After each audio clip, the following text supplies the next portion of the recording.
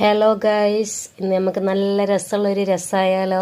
അതിനപ്പം ഞാനിത് അവിടെ ഒരു 3 തക്കാളി മുറിച്ച് വെച്ചത് നന്നായിട്ടുണ്ട് മൺചട്ടിയിലിട്ട് നന്നായിട്ട് കൈകൊണ്ടാണ്ട് ഞെരടി കൊടുത്ത്.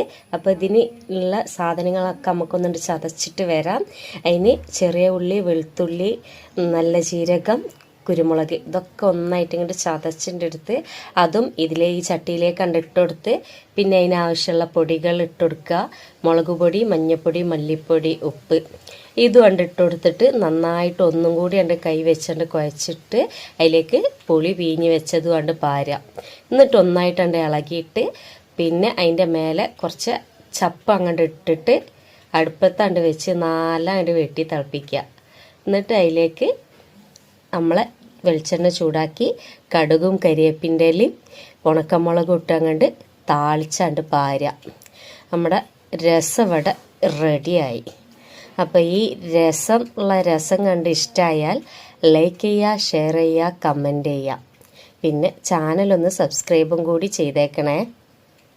അപ്പോൾ ഇത്രയേ ഉള്ളൂ നമ്മൾ ഇന്നത്തെ കുഞ്ഞു വീഡിയോ.